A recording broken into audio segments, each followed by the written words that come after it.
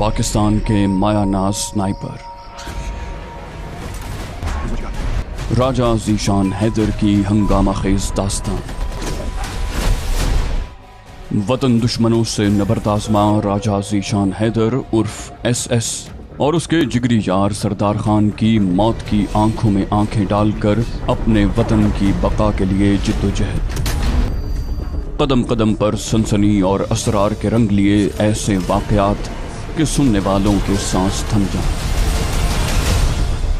Sniper और spotter के बाद हाजिर खिदमत है इसी सिलसिले की नई कड़ी, स्नाइपर का तीसरा हिस्सा शूटर। आपके लिए पेश खिदमत हैं नए हंगामे, पुरानी दुश्मनियाँ, एडवेंचर, एक्शन और वतन के लिए जान कुर्बान करने का अज़्म रखने वाले सरफरोशों की दास्तान। रियाज आकिब कोहलर के कलम से निकला एक लाजवाल किरदार।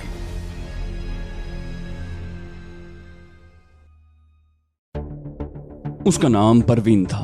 वो एक बड़े गुंडे बग्गू उस्ताद की मंजूर नजर थी। उसका काम उमूमी तौर पर मुतमव्विल लड़कों को फांसना होता था, जिसे बाद में डाकू यरगमाल बना लेते। 2-3 माह पहले बग्गू के गिरोह में एक जवां सा लड़का इसरार शामिल हुआ था। दोनों की नजरें चार हुई, दिल बीमार हुए और असर दिमाग पर पड़ा कि अच्छे बुरे की तमीज खोकर दोनों हर हद भलांग गए। शब की तारीकी में जब चंद पहरेदारों के अलावा तमाम सो जाते थे, वो सबकी नजरों से बचकर जंगल में आ जाते। 2 जवान जिस्मों को तन्हाई मिले तो उन्हें आपस में मिलने से कोई नहीं रोक सकता। हस्बे साबिक वो आज भी बेफिक्री से वजीफा गलाजत में मशगूल थे कि हम आधम के। आशिक साहब तो अपना ज़ेरी लिबास भी वहीं छोड़ गया था और अब महबूबा साहब रोते और गिड़गिड़ाते हुए जान बख्शी की दुहाई दे रही थी। खैर, उसकी दुहाई तो हमारे किस काम की, मगर वो खुद मुसीबत बनकर हमारे गले पड़ गई थी।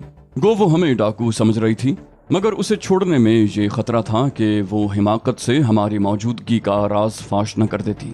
सारा किस्सा सुनकर मैंने पूछा, अगर तुम चाहती हो कि बग्गू उस्ताद को कुछ न बताएं तो बदले में हमें क्या मिलेगा? वो बेबाकी से बोली, आपको क्या चाहिए? उसके गले में कीमती हार और कलाइयों में सुनहरी चूड़ियां नजर आई थीं। तभी मैंने बात बनाई, तुम्हें अपना सारा जेवर हमारे हवाले करना होगा। वो ज़ुमानी अंदाज में बोली, क्या जेवर जरूरी है? आप कोई और मुतालबा भी तो मनवा सकते हैं। रात के वक्त गैर मर्द के साथ जंगल में मंगल मनाने वाली से इसके अलावा तवक्को ही क्या की जा सकती थी। शुक्र था कि सरदार की समझ में उसकी खुली डुल्ली दावत नहीं आई थी, वरना चटाख की आवाज जरूर गूंजी होती। मैंने नफी में सर हिलाया, कहा, हमें सिर्फ जेवर ही चाहिए। पागल नहीं हैं जो बग्गू उस्ताद की मंगेतर पर गलत निगाह डालने का हौसला कर सकें। जेवर बचाने के लिए वो खुद को सस्ता करने पर तुल गई। बोली, उसे कौन बताएगा? मैंने कहा, अच्छा, अपने साथी से मशवरा करता हूँ। और बात करने के बहाने मैं सरदार को एक तरफ ले गया। मैंने जानबूझकर थोड़ा सा फासला पैदा किया था और वही हुआ जो सोचा था। हमारे जरा सा दूर जाते ही वो भाग पड़ी। मैंने कहा, ओए, कहाँ भाग रही हो? रुको।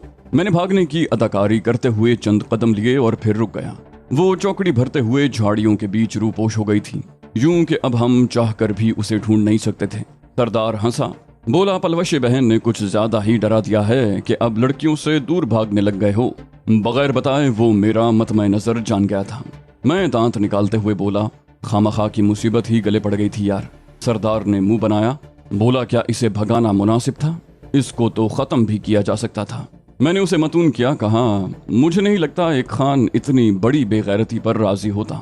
सरदार बोला, सही कहा, मगर मैंने तुम्हें मशवरा दिया था। मैंने दांत पीसे, कहा, अगर तुम्हारी गुफ्तगू से बेहुदा गोई हज़फ कर दी जाए तो यकीन करो पीछे खामोशी ही बचती है। वो तुर्की बतुर्की बोला, और तुम्हारी जिंदगी से बेगैरती निकाल दी जाए तो पीछे कुछ नहीं बचता। मैंने कहा, बकवास की बजाय अगर रात गुजारने की जगह ढूंढने की कोशिश करते तो थोड़ा आराम मिल जाता। वो दबी जबान में हंसा, बोला, वैसे इन होंठों से अच्छी बात खाल ही निकलती है। उसी वक्त हम एक टीले के पास से गुजरे। सरदार बोला, ये जगह बेहतर रहेगी। मुझे मुतवज्जे करके उसने चढ़ाई की तरफ कदम बढ़ा दिए। वो मिट्टी का ढेर इर्द गिर्द की जमीन से चंद फुट बुलंद था। उसका रकबा 15-20 गज से ज्यादा नहीं था। उस पर कोई दरख्त तो मौजूद नहीं था, अलबत्ता छिदरी छिदरी झाड़ियां मौजूद थीं। यकीनन तुम्हें अपनी पलवशे से कुछ बातें करना होंगी, तो तब तक मैं नींद कर लूं। इत्मीनान भरे अंदाज में कहते हुए सरदार ने सफरी थैला सर के नीचे रखकर आंखें मूंद लीं। मैं भी राइफल का कैरिंग बैग कंधों से निकालकर उसके करीब पांव पसार कर बैठ गया। दोनों का एक साथ सोना किसी दौर मुनासिब नहीं था। 10-15 मिनट नहीं गुजरे थे कि आबादी की जानिब से 15-20 टॉर्चों की रोशनी आती दिखाई दी। मेरा माथा ठनका, लगा परवीन बीबी ने हमारा राज फाश कर दिया है। कोई और वजह भी हो सकती थी, लेकिन सोचने या गौर करने का वक्त नहीं था। मैं सरदार को मुखातिब हुआ, खान साहब उठ जाएं। उसका नींद में डूबा हुआ हुनकारा उभरा। मैं मुतबस्सम हुआ, बोला, भला ये तो बताओ, पठान ड्राइवरों ने अपने ट्रक के पीछे क्या लिखवाया होता है? वो तपते हुए बोला, इस वक्त तो दिमाग में तुम्हें गाली बकने के अलावा कुछ भी नहीं आ रहा। मैंने जल्दी पर तेल छिड़का, कहा, चलो मैं बता देता हूँ। लिखा होता है, चल प्यारे तेरी किस्मत में आराम नहीं। वो बोला, राजे अगर। वो सीधा होते हुए कुछ कहने लगा था कि रोशनियों पर निगाह पड़ी। फिर बोला, कहा था उसे आजाद करना ठीक नहीं है। मैंने कहा, फिर गलती सुधारने का वक्त हुआ चाहता है। मैं राइफल का थैला पीठ पर लादने लगा। पाँव में जूते डालकर वो भी सुरत से उठ खड़ा हुआ। क्लैशनकोफ उसने हाथ में पकड़ ली। यकीनन एक स्नाइपर की राह में नींद और आराम हायल नहीं हो सकता। खान बोला, क्या ख्याल है, पीछे मुड़कर भागा जाए या छुपाओ और तलबीस से काम लें? मैंने सोचते हुए कहा, अब ये भी मालूम नहीं कि हमारी तलाश में आ रहे हैं या कोई और मतमय नजर है। सरदार तंजिया लहजे में बोला, जिस मोहतरमा को भगा कर हीरो बने हो उसे कॉल करके पूछ लो। मैंने फैसला सुनाया, कहा, मेरा नहीं ख्याल ये इस जंगल में 2 स्नाइपरों को दिन के वक्त भी तलाश कर लेंगे, कुछ रात को ढूंढ पाएं। सरदार बोला, चलो फिर। जेब से चाकू निकालते हुए सरदार करीबी झाड़ी की तरफ बढ़ गया। उसी वक्त मेरे मोबाइल पर घंटी आने लगी। फोन वाइब्रेशन पर था। थरथराहट सिर्फ मुझे ही महसूस हुई थी, मगर वो ऐसा वक्त न था कि मैं राब्ता मुनक़ता ही कर सकता। कुजा कॉल अटेंड करता। मोबाइल फोन बार बार बज रहा था। स्क्रीन पर निगाह डाली तो पलवशे की कॉल आ रही थी। उसे समझाने की मोहलत नहीं थी। गो पलवशा की कॉल का कोई वक्त मुकर्रर नहीं था कि जब जी चाहता मेरा नंबर घुमा देती। अलबत्ता उमूमन वो इस वक्त कॉल नहीं किया करती थी। कॉल काटने का बटन दबाकर मैंने मोबाइल फोन को मुकम्मल ऑफ कर दिया था। उसे बाद में भी वजाहत दी जा सकती थी। सरदार ने मशवरा दिया, राजे मोबाइल फोन की जान छोड़ो और छुपने की तैयारी पकड़ो। मैंने अतराफ का जायजा लेते हुए हैरानी जाहिर की। कहा, पता नहीं पलवशे इस वक्त क्यों कॉल कर रही है। वो बोला, बाद में उसी से पूछ लेना, फिलहाल उसकी कॉल से ज्यादा अहम मरहला दरपेश है। इतना कहते ही वो चौंका। फिर बोला, मेरे नंबर पर भी कॉल आने लगी है, शायद तुमने उसे मिशन का बताया हुआ है। उसने राब्ता मुनक़ता कर दिया। नफी में सर हिलाते हुए मैं छुपाव की तरफ मुतवज्जे हो गया। अगले 10-15 मिनट में हम 2 झाड़ियों में यूं पैवस्त हुए कि झाड़ी का हिस्सा ही बन गए थे। तलाश करने वाले 2-2 की टोलियों में आगे बढ़ते आ रहे थे। 1-2 बार हल्की सी चीखो पुकार मची। शायद कोई जानवर वगैरह निकल कर भागा था जो उन्हें चौंका गया था। वो फैल कर आगे आ रहे थे और एक दूसरे को आवाजें देकर राब्ता बहाल रखे हुए थे। वो मिलीजुली सराइकी और पंजाबी बोल रहे थे। अचानक फायर की आवाज गूंजी। उससे मुत्तसिल मुसर्रत भरा कहकहा उभरा, साथियों बहुत मोटा खरगोश हाथ लगा है। 2 आदमी हमसे चंद कदम आगे रुके थे। इस बेगैरत के काम देखो। फिर बेजारी भरे अंदाज में कहा गया, तो इसके अलावा कर भी क्या सकते हैं। बग्गू उस्ताद ने उस छन्नाल की खातिर हमारे आराम का बेड़ा गर्क कर दिया है। इसरार तो मिलने से रहा, कोई खरगोश वगैरह ही पकड़ लें तो गनीमत है। पहले ने लुकमा दिया। पीनों को तो 2-3 दफा मैंने भी इसरार के साथ गपशप करते देखा है और उसकी शह पाकर ही बेगैरत ने ऐसी कोशिश की होगी। दूसरा तंजिया अंदाज में बोला, बग्गू उस्ताद की नजर में तो वो दूध से धुली है। पहला बोला, इसरार बहुत अच्छा तैराक है, मुझे नहीं लगता वो जजीरे पर टिका होगा। दूसरे ने कहा, पता नहीं उस बेगैरत के रंग में भंग किसने डाली है, उन दोनों का भी कोई पता नहीं चल रहा। पहला बोला, शायद अब तक इसरारे के पीछे लगे होंगे। वो गुफ्तगू करते हुए हमारे करीब से गुजर गए। चांदनी के अलावा उन्हें टॉर्चों की ताकतवर रोशनी भी मयसर थी, मगर उस जगह वो हमें दिन की रोशनी में भी न ढूंढ पाते। उनकी गुफ्तगू से यही अंदाजा हुआ था कि परवीन बीबी ने अपना दामन बचाने के लिए आशिक नामुराद का भांडा फोड़ दिया था। यकीनन उसे हमसे डर था कि कहीं बग्गू उस्ताद के सामने उसका राज फाश न कर दें। बेचारी हमें कहाँ जानती थी। सरदार दबे लहजे में मुस्तफसिर हुआ, बोला, उनकी तलाश खत्म होने तक यहीं दुब के रहेंगे। मैंने मशवरा दिया, कहा, मेरा ख्याल है किसी मजबूत दरख्त का सहारा लेना पड़ेगा। सरदार मुत्तफिक होते हुए झाड़ी से निकल आया, बोला, चलो। मैंने भी झाड़ी से निकलकर कटी हुई टहनियों को झाड़ी की जड़ में फेंका और आबादी की तरफ कदम बढ़ा दिए। ढूंढने वालों की नफ्सियात को मद्देनजर रख कर किए जाने वाले छुपने के इक़दामात कम ही नाकाम होते हैं। तलाश करने वालों का सारा जोर आबादी से दूर जगहों पर होना था। ऐसे में हम छुपने के साथ हदफ को ढूंढने की कोशिश भी जारी रख सकते थे। फरलांग भर चलने के बाद कीकर का बड़ा और घना दरख्त नजर आया, जिसकी मजबूत शाखें आसानी से हमारा वजन सहार सकती थीं। मुत्तफिका तौर पर उसे मुंतखब करते हुए सरदार ने मुझे ऊपर चढ़ने का इशारा किया। जंगली दरख्तों की तराश खराश कोई नहीं करता, तभी टहनियां और शाखें बेहंगम अंदाज में फैली होती हैं और रास्ता बनाए बगैर ऊपर चढ़ना मुश्किल होता है। मैंने छोटे दस्ते की कुल्हाड़ी हाथ में थामी और रुकावट डालने वाली टहनियों को साफ करते हुए ऊपर चढ़ने लगा। मेरे ऊपर जाने तक सरदार नीचे निगरानी करता रहा। जो ही मैंने अपने लिए मुनासिब जगह ढूंढकर एक दो शाखे पर नशिस्त टेकी, वो ऊपर आने लगा। इस दौरान हमने टॉर्च जलाने से गुरेज किया था, बस चांद की हल्की फुल्की रोशनी ही से मदद लेते रहे। इंसानी आंख की साख्त अल्लाह पाक ने ऐसी बनाई है कि मुसलसल अंधेरे में काम करने से तारीकी में भी चीजों के हजूले देखने की सलाहियत रखती है। सरदार ने भी मुझसे चंद हाथ दूर जगह संभाल ली। मचान बना नहीं सके थे, इसलिए सोने की कोशिश बेकार थी। वक्त गनीमत समझते हुए हम सरगोशियों में आगे का लाह अमल तय करने लगे। काफी सारी तजावीज ज़ेरे गौर लाईं, मगर किसी एक पर भी मुत्तफिक न हो सके। इसी दौरान सुबह सादिक हो गई।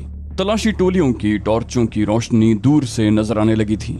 हमने चुप साध ली कि हल्का सा खतरा भी मोल नहीं ले सकते थे, लेकिन जब मुकद्दर में आजमाइश लिखी हो तो तदाबीर कामयाब नहीं हुआ करती।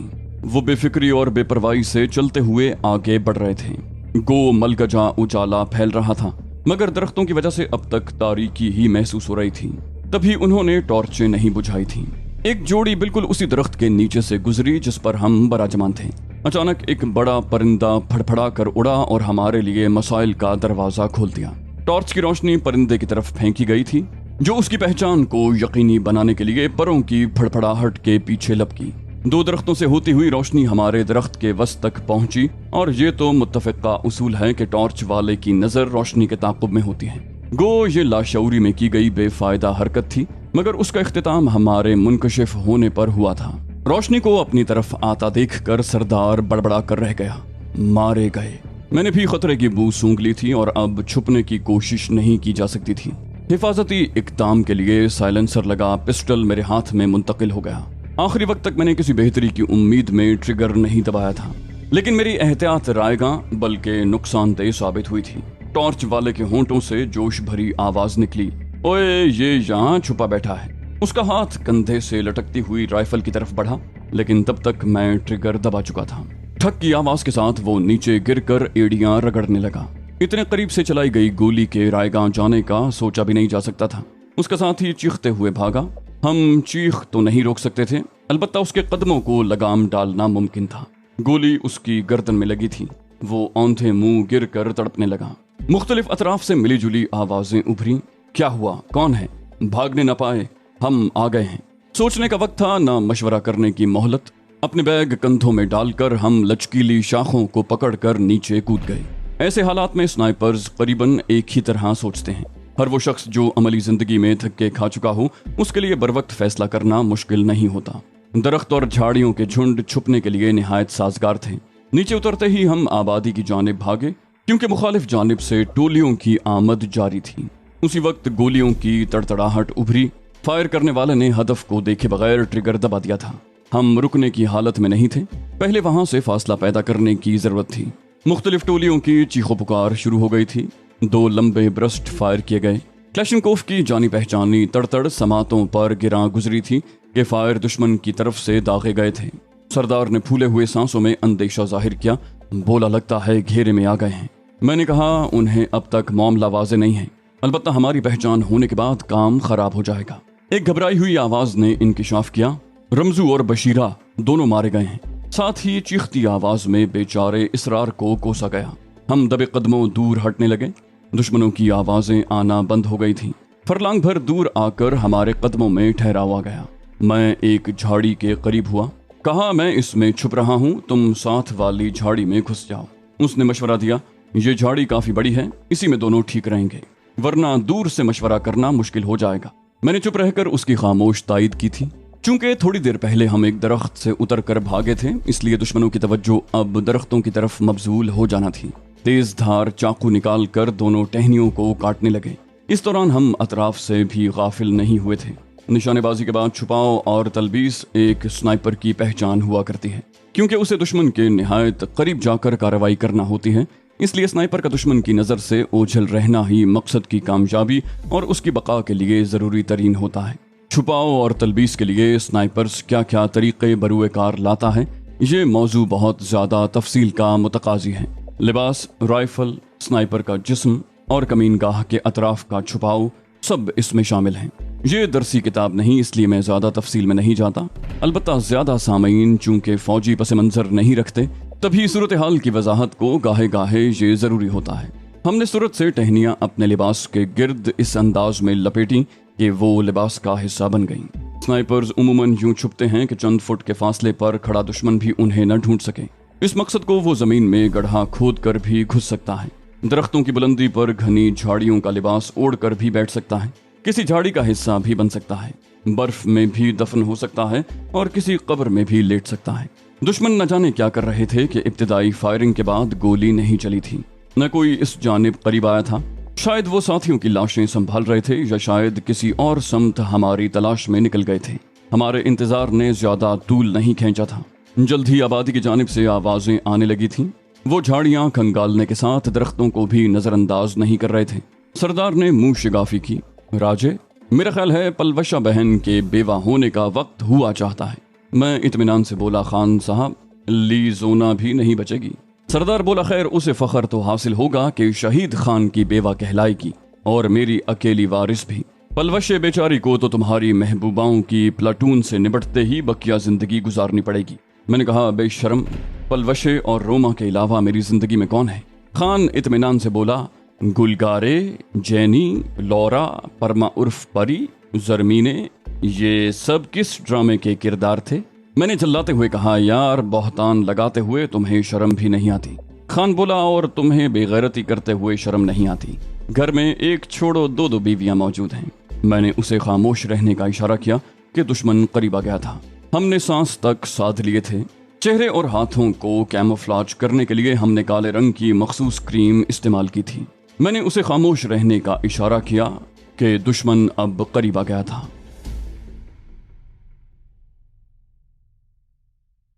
तो दोस्तों, ये थी हमारी आज की एपिसोड। उम्मीद करते हैं आपको हमारी कहानी पसंद आई होगी। जाने से पहले इस वीडियो को लाइक कीजिए और शेयर करना मत भूलिए। कमेंट करके हमें बताइए कि आपको हमारी वीडियो कैसी लगी। और अगर अभी तक आपने इस चैनल को सब्सक्राइब नहीं किया तो इसे सब्सक्राइब कीजिए और बेल आइकन दबाकर ऑल नोटिफिकेशंस ऑन कर लीजिए।